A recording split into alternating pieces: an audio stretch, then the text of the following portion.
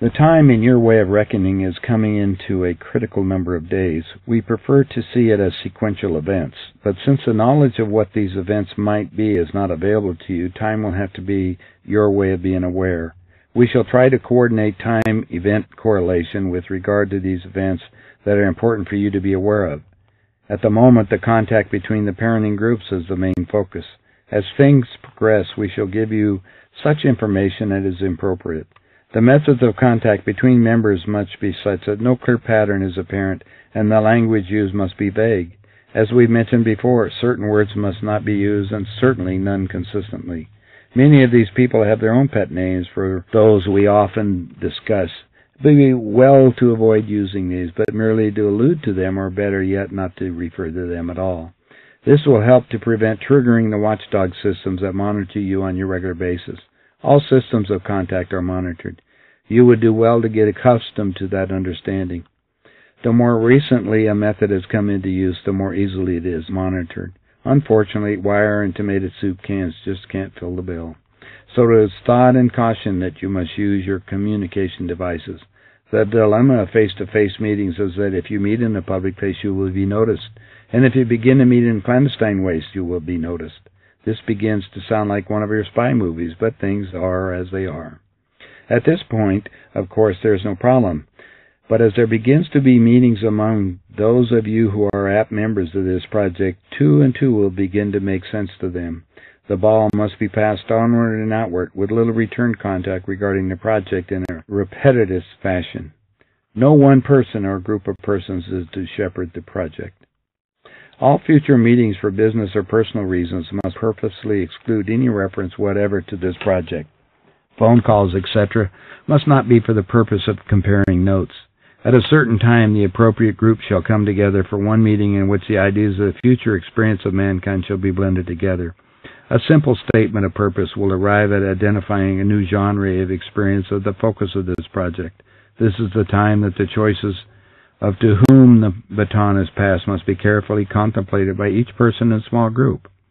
Then each is to make their contact with the purpose explained in a face-to-face situation where it would be most difficult to be intercepted.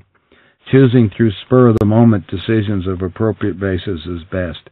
Your private offices are probably the worst. As I pointed out before, you are considered entities with special talents and are so of special interest to them. Do not underestimate your stature in their eyes. We know of no other way to remind you of these parameters without setting the stage like a cloak and dagger movie. Yet, as this is but indeed as a play once upon a small stage of creation, perhaps that is not at all inappropriate. So play your parts well.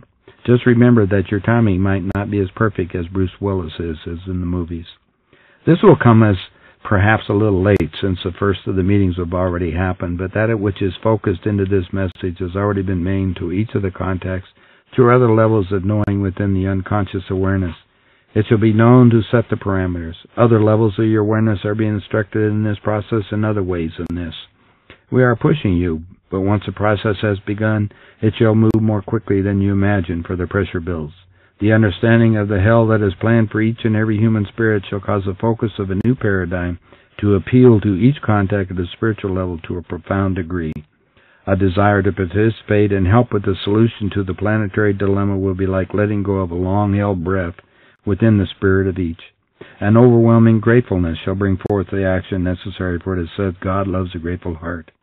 This is true, and much can be accomplished through this emotion. It causes an uplifting of the spirit. Certainly, those of you who have been in service to the spreading of the truth to your fellow human beings can use an uplifting.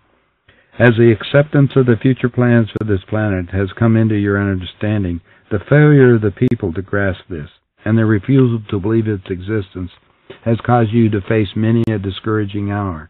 But you have continued on with your spreading of the truth. Isn't this a glorious change of focus? The understanding that at long last there is a way, a plan to take shape, and the forces of creation are indeed here to help. This shall be a pivotal point within each consciousness that will bring forth a change of attitude and will begin to draw on multitudes of awakening people. It's not that the message of truth, what is present and surrounding them, will be different at this stage, but there will be a certain underlying attitude that will be the first trip of a trigger to each listening awareness. It will begin to be discussed, and the message will pass from one to another and gathering momentum. No longer will it be limited to those who listen to the talk shows and lectures. Those who have read and informed themselves shall be asked to inform and explain. Faithful tellers of the awful tale, you are the avatars of this time. But in the new paradigm, victim martyrdom has no place.